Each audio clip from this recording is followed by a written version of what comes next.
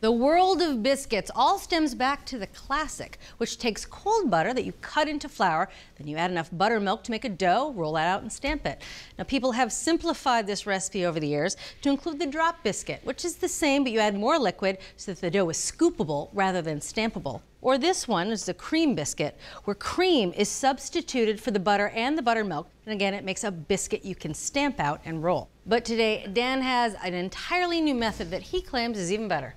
So, Julia, this recipe is groundbreaking, and I don't normally say that right off the bat. We wanted the easiest ever biscuit, right? And both of those styles, the drop and the cream, offer something really great. The drop biscuit, you just drop it onto the sheet. There's no rolling and cutting. And the cream biscuit is just a simple ingredient list. So we wanted to combine both of those. We wanted a drop cream biscuit, which we've kind of nicknamed the dream biscuit. Ooh, I like it. Right, and it is an absolute dream. So we're gonna start with our dry ingredients. We have 3 cups of all-purpose flour, 4 teaspoons of sugar. This is a slightly contentious ingredient in biscuits.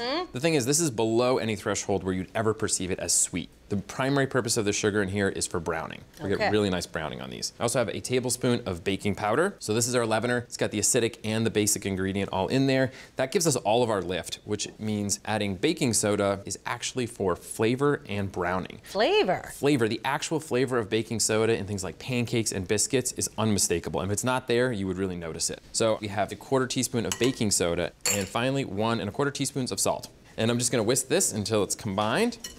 Okay, so that is perfectly combined there. So now we're gonna get into our cream. It's got our fat and our water. Before I add it, I'm actually gonna do something pretty crazy. I'm gonna head to the microwave. You're gonna heat it up. I'm gonna heat it up. So one of the rules of biscuit making in the classic style is keep everything cold, right? Cold buttermilk. This is totally opposite of that. So I'm gonna take this to the microwave and we're gonna heat it to about 95 to 100 degrees, which is gonna take 60 to 90 seconds. And what I'm actually doing is I'm melting the butter fat that's in this. So cream looks like a liquid. It's got tiny, tiny droplets of butter fat dispersed throughout that are solid. And you're gonna see that this actually thins out and that's gonna make a droppable dough. All right, let's see. So this has been about 60 seconds. It's 95 to 100 degrees, and you can even see that it's more thin than it was before. So I'm gonna add it to my dry ingredients here. So then I'm just using a spatula and stirring it together. The cool thing about this recipe is you really don't have to be careful with this. You know, a lot of times we talk about just barely mixing a muffin batter together, you get too much gluten development. There's a lot of fat in cream, about 36%. So there is tons of fat to coat all of the flour. So you can really mix this until it is perfectly smooth. All right, now just to prove how loose that dough is when made with warm cream, I have the same dry ingredients in this bowl and 2 cups of cream, but this cream is fresh from the fridge so that it's nice and cold. And I'm gonna stir this in and just show the difference that warm cream makes. So starting to look a little dry. Yep, it's starting to feel really dry. Oh. Getting a little stiff on you. Yeah. Look at this. I don't even have enough liquid to really even get all the dry bits in the bottom of the bowl. So here's the thing. You'll have a dough that looks like this. If you add more cream to that, right, to make it droppable, right. But when it gets into the oven and that butter fat melts, they turn into pancakes. Ah, same ingredients, same mixing method. Yep. The difference is the temperature of one of the ingredients. That's incredible. Pretty crazy, right? So now we are totally smooth on this batter. It looks wrong in every way, right? In every biscuit sense, this looks incorrect. So now it is time to form our biscuits. So we could be rolling and stamping and all that fun stuff. We're not going to be. We're gonna be using our 1/3 of a cup measure here. So I'm just spraying it lightly with cooking spray. Scoop it up and drop it on. Now I like to make sure we drop kind of straight. You get a nice biscuit looking shape out of the 1/3 of a cup, and we'll just keep repeating. This is a recipe where you want to make sure you're preheating your oven before you start doing anything, because that's going to take the longest of anything. So as it starts to stick like that, just reach for my spray and put a little bit more on there. And we're going to get 10 biscuits out of this. So the other really nice thing about this dough, I mean, it's just so friendly across the board, is at this point you can get in there and make some adjustments. So if you had one that kind of fell over a little bit, absolutely pick it up, move it around. They've got a nice little coating of spray on them so they're not gonna stick to your fingers. Can pretty up your biscuits. Pretty up your biscuits, exactly. Believe it or not, we are already ready to bake these. I like it. So we're gonna go into a 450-degree oven on the upper middle rack, go for about 10 to 12 minutes, and we're gonna rotate halfway through. All right. With gorgeous golden brown on top. Oh wow, these look awesome. Perfect. Mmm.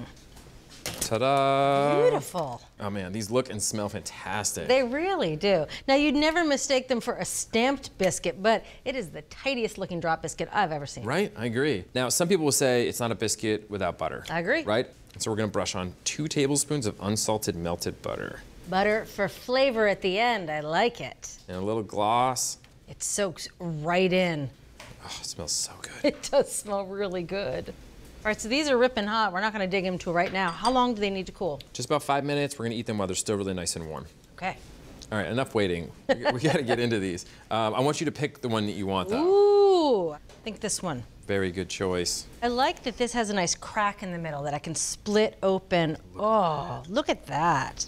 One thing I can tell right off the bat, it's not dry. A lot of times those drop biscuits are a little bready and dry. All right, a little bit of jam. Nice. Just a little. Just on one half. I like that. So you can try both ways. That's it. All right, unjammed half first. This is a tender biscuit. Mmm. That's a good biscuit. You would never know it was as easy as it is based on how good it is, right? Very often those wet biscuits, you have a lot of gluten, it's quite chewy. This, it just disappears. Oh, and that crust on the outside has good flavor. And it's all-purpose flour, so it's not super low protein, but there's enough fat in there that coats everything, makes it really, really tender and really rich. I would actually make these and serve them with soup for dinner. Or chili, because they're so easy. Stands up to the jam, just pointing that out. Yeah, and I love recipes like this, amount of effort that goes in and then the payoff. Yep. You serve these to guests and everyone is so excited, and you know it took you 15 minutes to do. Dan, I can see why these are called dream biscuits. They're that good, right? I mean, it's a cheesy name, but they are that good. Well done. Thanks.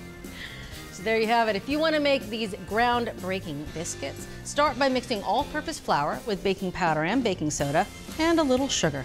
Heat heavy cream to about 100 degrees, then stir it into the dry ingredients to make a very soft dough. Portion the biscuits using a greased 1/3 cup measure and bake for just 10 minutes. So from America's Test Kitchen to your kitchen, a fabulous new recipe for Easiest Ever Biscuits.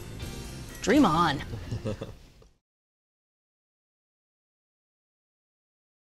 Thanks for watching America's Test Kitchen. What'd you think? Well, leave a comment and let us know which recipes you're excited to make, or you can just say hello.